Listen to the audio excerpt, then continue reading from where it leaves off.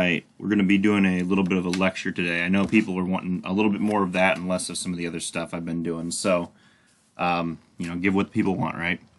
So, one thing I want to start with is we had a staff meeting today, and we talked about, so there were some Kirkwood kids that weren't able to see the Wednesday Google Live or Google Meet stuff.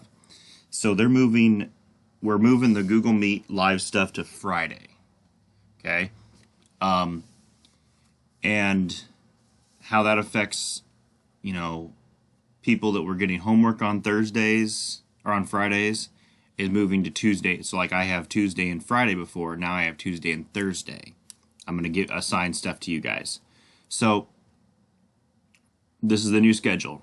So if you want to write this down, Tuesday, Thursday are like our assignment days for world history. Okay, and Friday is the live Google Meet stuff. Okay, same schedule, I believe. First period at 8:30, and it goes till what, 11:45 or something for 8th period. So that really nothing's really changed all that much, but it was to accommodate for Kirkwood, some of the lunch program stuff that we do on Wednesdays, and then also there was some other conflict that they were trying to figure out, but those are the two big ones, mainly the Kirkwood especially. We couldn't have Kirkwood kids in classes and stuff like that. So it's Friday now. Tuesday, Thursday for me, assigning stuff, and then Friday, our Google Meet. Okay? So what we're going to talk about today is probably the most important person to come out of the French Revolution. And this is going to be a lot. I'm going to probably have this video, it's going to be pretty long, but I'm going to have you guys break it up at a certain point. Okay, so when a certain time comes, I'll hopefully stop it and we can go from there. But it's a longer thing. Napoleon Bonaparte is a very important, influential figure when we think about history. Okay, so I'm going to have my little laser now. I've figured this stuff out. So he's a politician. He's a military general. He rose to this prominence during the Revolution and led several campaigns as a military officer during the French Revolutionary Wars. Okay, so he's part on the side of the revolutionaries. So he ends up becoming emperor, and we'll explain how this happens here in a little bit. But, if you think of Napoleon, he really is kind of this first modern, I guess you could say modern, conqueror. He ends up conquering basically all of Europe, and in a thing called the Napoleonic Wars. He is emperor when the United States makes the Louisiana Purchase and buys basically a little over a third of the United States. So he's important in a lot of ways, and we'll get into a lot of this. His part is more detailed than a lot of the French Revolution, because I think he's more important as a historical figure, and he's really important when you start to look at how things happen after him. Okay? He influences a lot of world leaders later on. So this is Europe in 1800. Okay? So remember, we still have this kind of Holy Roman Empire, but it's basically Germany. It's a bunch of German states. It is nowhere near what even the capital of the Roman Empire was Rome. So it's not even really the Roman Empire. It's just a name now. People forever try to kind of benefit off of this, Rome name. And we'll look at Napoleon does the same thing.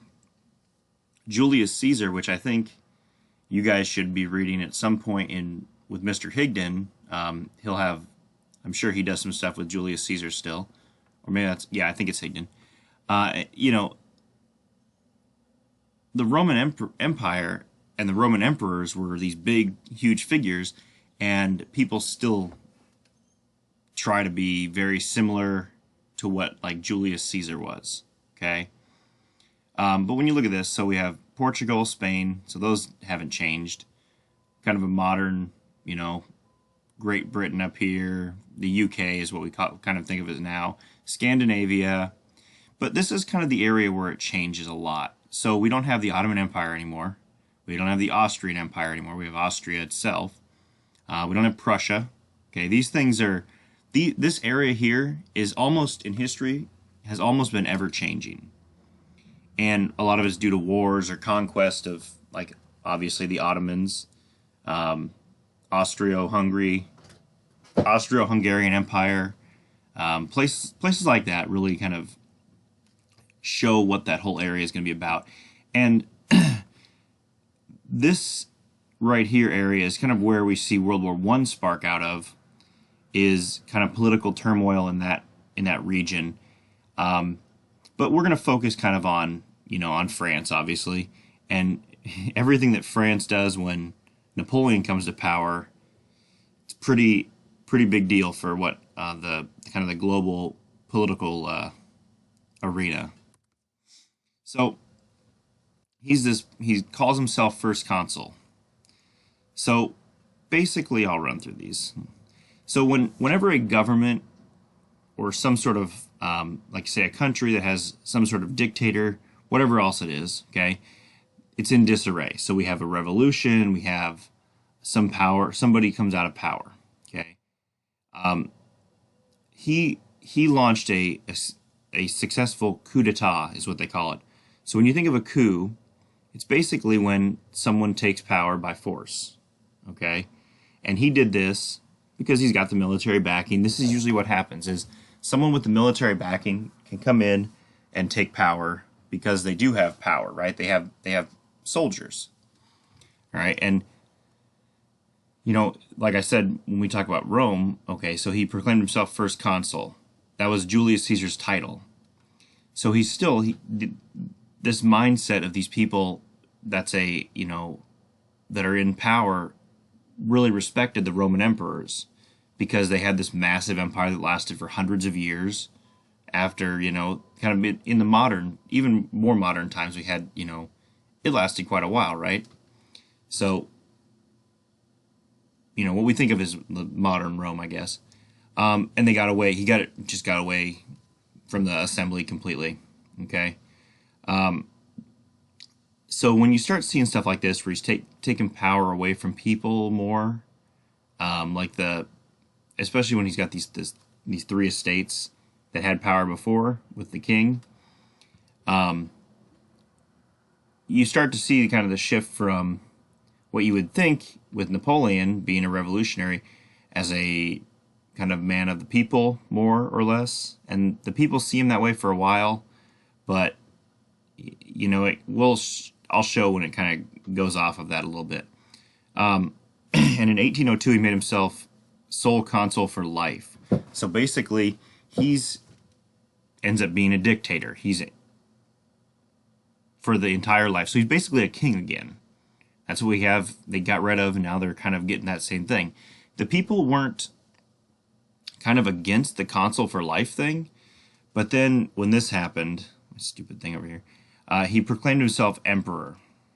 And they were getting a little bit more hesitant because they just got rid of this absolute power with a monarch, and now we're kind of getting into the same thing with emperor. Emperor was a term that you see as like basically somebody has sole power, right? Okay. And right here, when we're talking about this, you know, when a government comes in disarray, there's a really important term that's kind of thrown around in the political scene for what happens when a strong figurehead is gone and then there's no one to take their place immediately. It's called a power vacuum. You should know that because I'll have a question about a power vacuum. So basically what it is someone has lost control, okay, so the monarch, and then later on, so there was somebody to take his place, which was the Committee of Public Safety with Robespierre, right? And then after they're gone, no one's there to take that place. There's no structured government. Well, Napoleon is he fills that void, that vacuum, okay? And I'll have some questions about this. You'll have to go online and find some information, but that's a really, really big, important thing that kind of shows that, this happens in history all the time. Okay, I mean, it's happened in our lifetimes. Okay, all right. So his government. And go through here. I think that's the last one. Yeah. All right. So the Council of State proposed laws, served as a cabinet and the highest court. So basically, they're kind of a mix of what we think of as Congress and the judiciary. Okay. The tribunate. They debated laws, but did not vote on them. So they're basically the ones that are saying, okay, we're figuring this stuff out, but we don't vote on the laws themselves. And the legislature, they voted on laws, but they didn't discuss or debate them. So they just voted on something that was already discussed and debated by this tribunate. Okay. The Senate. Oh, that stupid thing. God dang it. We'll wait here. All right. Had the right to review and veto legislation. So that's really, these four things are kind of a mix of what we have for our three. So Congress, the judiciary, and the executive branch, right? So obviously the Senate here can veto legislation. Well, that's what the president can do. Okay, and the review aspect of it all is what the judicial branch does. Okay, so it's kind of a mixed bag of that. And we have this government that's set up prior to Napoleon taking power, right? Because we're the ones that kind of led the French to this revolution. Our example led them to that. So they can see a similar build in a government. Theirs is just a little bit different. Okay.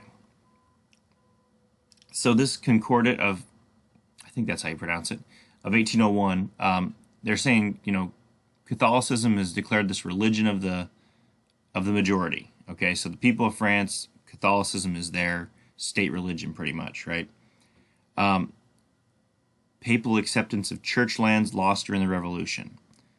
So they're saying that basically any lands that were owned by the church, they're allowed to be. I mean, the church doesn't get them back, right? They're accepting that this is over. This is what it is, okay?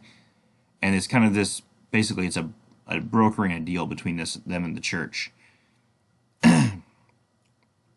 And bishops serve the regime. So not the church so much, but the people in power in France. Okay, and then eventually Pope Pius renounced it and said, "This is BS." Napoleon brought him to France and put him under house arrest. So Napoleon shows his power off by taking this pope and arresting him. And that's kind of a big power move, when you're taking somebody that is one of the biggest figures in the world and you're basically arresting this person for basically challenging you, okay? He challenged him and then that's what happened, right? He puts him under house arrest. So that's it. It seems ridiculous, but it is what happened. I mean, Napoleon's starting to gain kind of some momentum and some power, and he's using it definitely full force. Oh, that's Pope Pius. I didn't click it one more time. I should have. All right. So the Napoleonic Code. Oh, geez. Napoleonic Code. All right. So this is kind of what ends up leading when Napoleon goes through Europe and takes land and takes over and conquers all this other area. The Napoleonic Code follows him because every French land is basically lives under this Napoleonic Code. Okay, so it divides the civil law into personal status, property, and acquisition of property. Excuse me. Its purpose was to reform the French legal code to reflect what the people of the French Revolution wanted, right? They had these principles, and they were not, this is the new code of the land, basically. Okay? Before, we have, obviously, a monarch that can do whatever he wants. Well, these revolutionaries thought of a different way, and this is the code that they kind of live by. And to create one law for France. And this is not just France, but French lands all over the world, because they're an empire. Okay, they have lands, they have countries and basically property that they've taken all over the world. And it puts man over wife or child.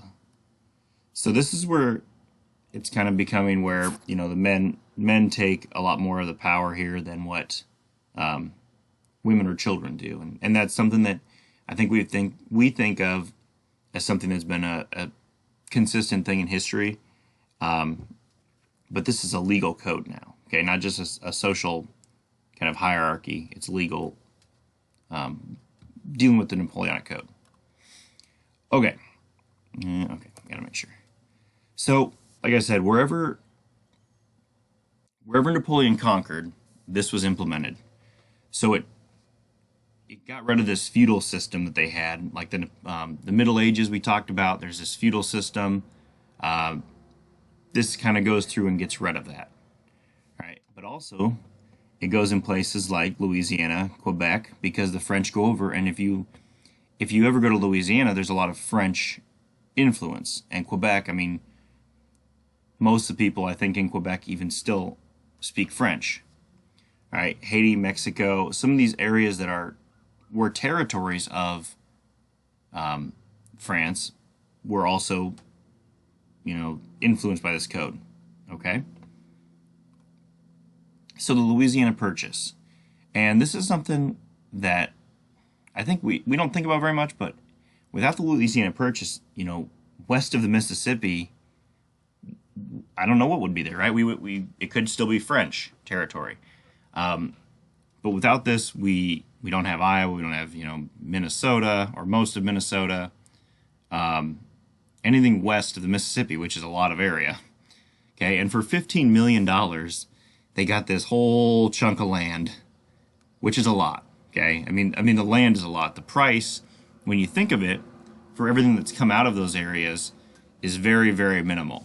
When you look back, it isn't a lot. Okay, but that's a big deal, because without that, we're not here, right, in Iowa. All right. So what I would say is, I'm going to post this on Thursday night, and for Friday, go up to that point, up to where it says to this, okay? You can stop here, and I'll put up a couple questions, but I'm going to keep going, so then I don't have to make another one. I can just run right through. If you want to keep going, and you want to do however many minutes of the next part of the video, go for it, all right? So, Emperor Napoleon I. So this is, I'm going to have some pictures here. This is his throne room, okay? And it's pretty extravagant, right? I mean, look at this. It's insane. A lot of this is still from the monarchs, okay? The existing buildings and things like that, these are all things that the monarchs had. Napoleon's still, putting a little bit into it, but still, like, this is incredible. His bedchamber.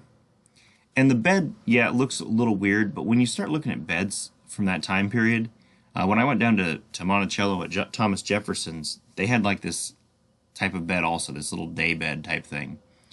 And it just seems like a weird thing now. We're more into like queen and king size beds, if that's, for a wealthier person, but definitely not something like this, probably. All right, so this imperial image, and this kind of goes back to Rome also. Right, this is a very Roman thing. They build. This is, if you ever see these arches, this is a basically built for victories. Okay, so for every victory they have, they build these things. It's kind of a status symbol, right?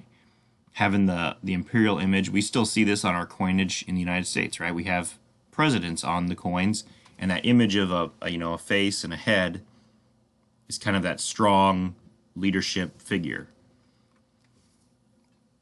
Okay, so looking at like Napoleonic Europe, obviously this is France, right?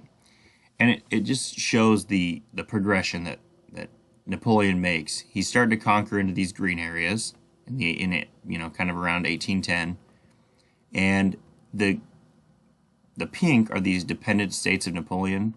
So I don't know if I'd call them proxy states or like puppet states, but like that's kind of what it is. It's basically a puppet state is basically a state that survives on a like France would be the main uh, contributing factor, and these would be surviving on France itself. I don't know if I'd call them that, but they're kind of dependent upon Napoleon. All right, and then the blue is the allies of Napoleon. So this Austrian Empire and Prussia. So if you look at Europe, I mean, this is pretty much all of Europe. Now we don't have quite all of Eastern Europe here, right? When we start looking at like the Balkans down in here, we start getting into Eastern Europe here and then into Russia. Well, this is where things kind of get a little bit hairy for Napoleon. All right, so you see the little red lines. That's his like campaigns. So that's where his army is going through, and taking places, and you know they have battles and things like that with little X's. Okay, this is kind of a strategic map for Napoleon's basically combat history. All right, so he kind of goes all over, right? The big one that ends up leading to his demise is this one right here. Okay, oh, right there. So he's coming in, and the big prize is Russia.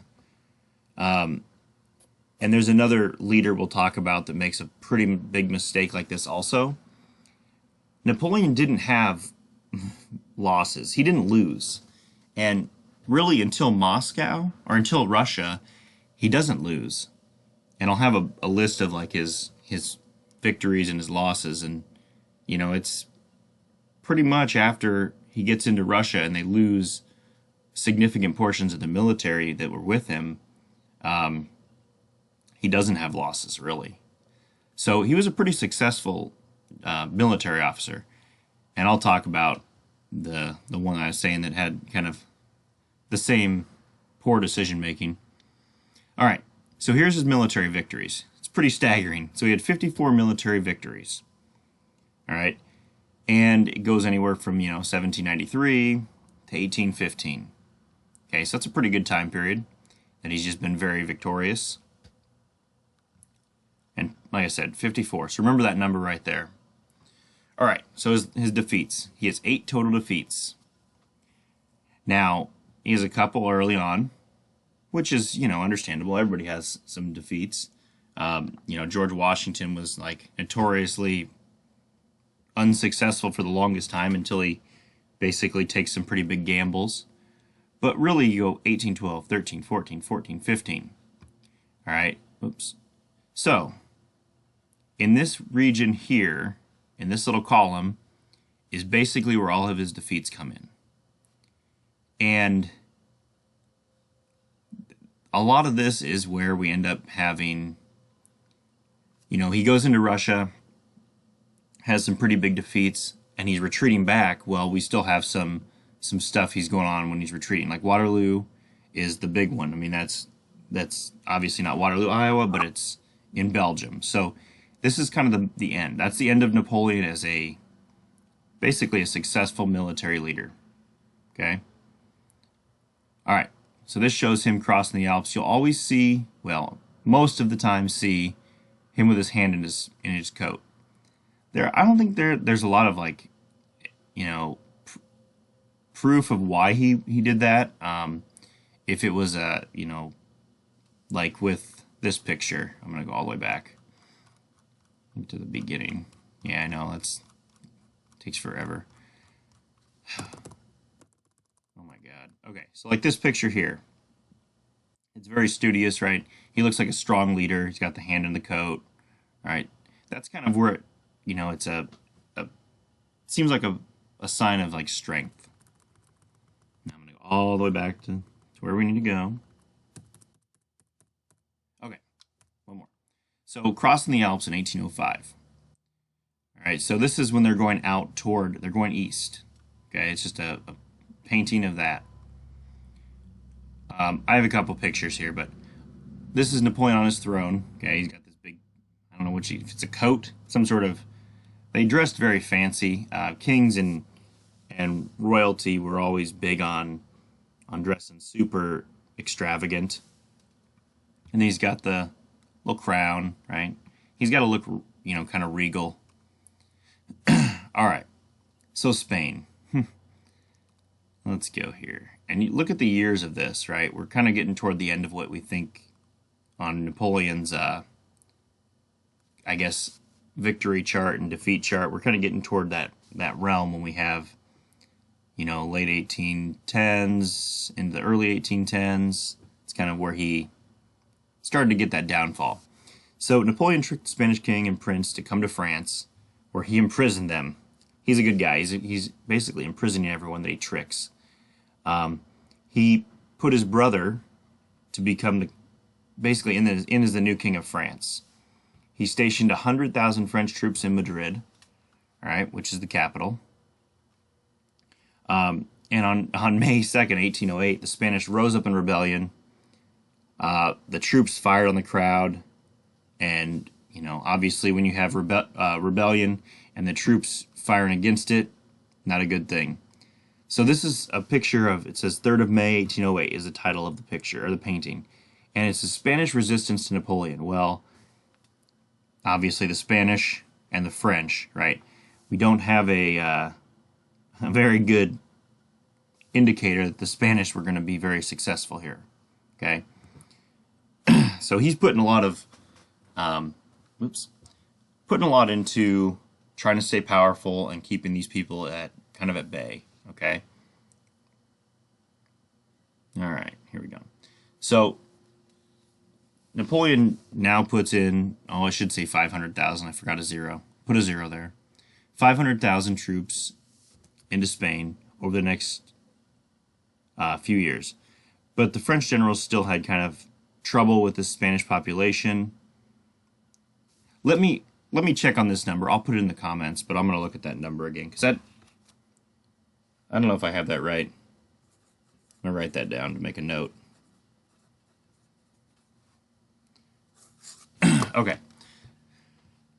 All right, so the British kind of viewed this uprising as an opportunity. So they see Napoleon as weak, or becoming a little bit weaker than he was, right? He was very powerful. Now he's becoming a little bit weaker. They see this consistent rebellion from the Spanish as a way to kind of gain an advantage. So they moved an army into Portugal. All right. Oh my God. I'm really bad at this. So Portugal's right here. All right, right on that Iberian Peninsula with Spain. Sorry, it's kind of going slow here. Oh my God. I'm everywhere. All right. So they go in there and they have, British soldiers in Portugal, and basically they're saying it's to protect the country from and aid the Spanish rebellion. Okay, which always, when you start looking at history, France did it in the American Revolution. Who knows if they cared about the Americans that much, but they definitely wanted to weaken the British. Okay, and it's kind of the same way here. Did the British really? They didn't care about the Portuguese or the Spanish, but you know what they did care about? Taking down France. Those are kind of mortal enemies, to be honest. After 5 years of fighting, the troops were finally kind of pushed out and across the Pyrenees Mountains, out of Spain. So they're back in France. The Spanish people and the British, probably because of the British, have helped defeat, or at least push the French out, if not defeat them, right, as a whole. All right, here's that picture again I was talking about, kind of this hand in the coat, right? He's in his study, so kind of like an office, basically. All right, so Napoleon's empire in 1810. We saw 1800, and it's kind of pretty much it was France, and then, a few little friend allies and stuff like that. But this is all of the countries under French control are in the kind of the light green. So we have a lot of area under French control. The dark green is the French Empire, which is, it's kind of vast, but it's not as big as what Rome was and what some of these large empires were. But the control aspect, these areas are pretty big. The purple are countries allied with Napoleon in 1810. So remember 1810, okay? Now, when he starts getting into Russia, clearly we have an issue with an alliance. Weirdly enough, the other world leader in the, say, 1940s kind of has the same issue, has a little bit of issue with Russia, and had an alliance for a while, but definitely not toward the end. Countries at war with Napoleon. Yep. Basically won in 1810. Okay? So remember that. This is kind of a big deal. Everybody's kind of okay with him, at least for now, and then we have the British. Okay? And now, this is where you start putting family in. When you're in power, you can start throwing family all over, heck. So we have the King of Spain, Westphalia, it's a German territory, Holland, Italy, Rome, which is weird that it's a king of one, like basically a city, because the Roman Empire is non-existent at this point, really. Tuscany and Naples, which are both in Italy. So he's spreading family members around to kind of have power and to continue having power throughout Europe. And this is what happens a lot when you have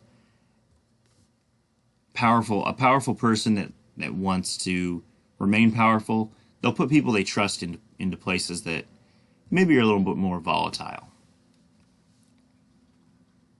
All right, this is the big one. So, okay, let me go back. So this big blunder, quote unquote. And this is where, so again, remember, look back, we had the map that was at 1810. So his Russian campaign starts off in 1812. So obviously the Russians are not very happy with when he's starting to come in and trying to take territory, right? So in 1812, he leads 614,000 men across Central Europe and into Russia. So 614,000 men, that's a lot of people. Okay, as in a singular army, that's a pretty big, staggering amount of people.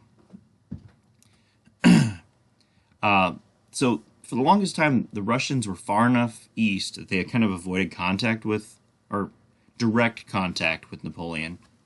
And this is kind of how the Russians stay for a long time. They're able to kind of stay out of things if they don't want to be in things. So what happens is he gets into Russia, the Russians retreat to Moscow. So that brings the French further into Russia. And obviously Russia is a massive country, and once you start getting in toward the interior, it's not really easy to get out when you start getting into like hazardous weather. So when you start getting into winter, that's where really it hurts these military leaders coming into Russia, because you have to have, for 614,000 people, you've got to have food, you've got to have supplies. And this is one thing that really hurts people, and Napoleon finds out pretty quickly that it hurts him big time, okay? And the Russians use it to their advantage. So these wealthy Russians abandoned their estates, burned their crops, and left the French with no supplies. Okay, so they pulled the French in, basically burned everything in the area, and so the French are in there, probably assuming that they'd be able to have, take supplies from whatever was left over, like they've done in every other person does that in conquest. So they take what they want after they defeated somebody, and they are able to sustain and continue on conquering. Well, the Russians don't allow that. They destroy things, keep pushing back into the interior, and that still pulls the French in. But the French don't have supplies, and they start losing soldiers because of, obviously hunger, and it's not a good way of going through, right? So we have Napoleon's troops at the gates of Moscow. This is kind of some depictions of what you would think or what you would have potentially seen.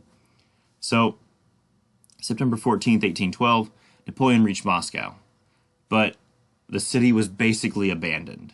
Okay, the capital of this country is basically abandoned, and the Russians had set fire to the city. So this is their way of thinking. Basically, it's retreat or burn, retreat, burn, retreat. I mean, they're just getting rid of things, destroying stuff, so Napoleon has nothing. And he's gonna, without really as much conflict as what most of, say, Central Europe had, Napoleon is gonna be defeated by just lack of supplies. And then his retreat. So you can see, in the depiction, we have the soldiers kind of, they look like they're pretty much freezing to death. We have soldiers on the ground, dead, carts destroyed, broken, and things. Napoleon, definitely not looking his regal self, on his horse, kind of staggering back into Europe. 100,000 French troops retreat, only 40,000 survive. Okay? And that was a year after, well, not quite a year after they get into Russia. Right? They get in 1812 in September, and this is early 1813, so we're looking at months. Did not last very long. This is a big mistake that Napoleon makes, and probably is what leads to, it is what leads to the downfall of him. But if he could have stayed out of Russia and just kept a distant, I wouldn't say alliance, but kind of no contact with Russia, things could have been a lot better for him. And you'll see here in a bit that things in general go downhill pretty quick. So, all right. Let's pull this up here. All right, so we've got a French victory, okay? Battle of Dresden. So, this group of Russians, Prussians, Austrians is kind of who's fighting here. And Napoleon regroups his forces with some Polish reinforcement allies. Because remember, in Central Europe, Napoleon still has a pretty big pull. He's pretty strong in Central Europe. And the coalition of the Russians, Prussians, and Austrians have 100,000 casualties. Only 30,000 French casualties. So he does better here. So things are kind of, they went down pretty deep. Now they're coming back up a little bit here. All right. So he loses at Leipzig. Okay, there's a memorial. This stuff, I'm not going to last too long on this, but it's just kind of leading you to the end of what Napoleon is. All right, let's get all this. Oh, no. Okay. So, Napoleon abdicates. All right, so Allied forces occupy Paris, 1814. All right. So, Napoleon's abdication, basically he's giving away power is what abdication means, abdicating. And he's giving it basically to his son, okay? But the Allies, and that's basically for him to not continue, right? They're trying to get him out of power, really, as a whole. He basically puts himself in as emperor, goes out and tries to conquer everything, and then it doesn't go well, at the end. So they want his surrender. So he tries that. He abdicates again in April. I don't know how to say, Treaty of Fontainebleau, maybe? I don't really know. So, I'm not French, and I don't speak French. I'll never tell you I do. So, it exiles him to Elba. So, exiling Napoleon basically just kicks him out, and they put him in Elba, which is an island off the coast, with an annual income of 2 million francs. So he's still getting paid, but they're just basically kind of getting rid of him for a while. All right. So after him, we still kind of have this power vacuum again. Right? So these royalists, people that were in favor of the monarch, took control and restored, Louis the 18th to the throne. All right. So they're bringing the monarch back, at least for now. But again, the power vacuum is a really important issue, okay? All right, this is the abdication letter, blah, blah, blah. Okay, his exile in Elba. So this is Italy. Elba's this tiny little island right off the coast of Italy. Okay? Just to give you an idea. All right, so the 100 days. So he escapes Elba and lands in France in 1815. So this is the beginning of, quote unquote, the 100 days. This is him being in power for basically 100 days, and then they boot him again. All right. So after he comes back into power, he tries to start doing what he was doing. All right, he's going out and he's trying to he's a military leader. He's trying to do what he's always known. Okay, well, this is his, let's see here. Whoops. So, let's see here. So March, a couple months later, in June, he gets defeated at Waterloo, which is in Belgium. Okay, and this is the end for Napoleon, like literally the end. So they exile him again, but they push him further away so he can't come back. St. Helena, which is a tiny little island, this is South America, and this is Africa. They really get rid of him. He is way down here now, okay? So they're trying to push him further. I don't know why when you start looking at this, why they didn't just execute him like they did everyone else at that time, kind of is surprising, but I mean, good for him, I guess. This is his residence in St. Helena. Pretty nice. I'd be okay if I got a house like that. They could exile me. So, this is his tomb.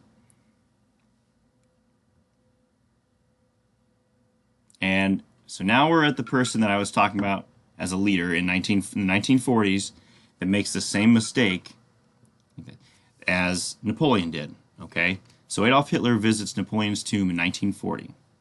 All right? Kind of a big deal because Hitler did study Napoleon, which is kind of surprising to why he thought he could do what Napoleon couldn't, and go into Russia or the Soviet Union and be successful.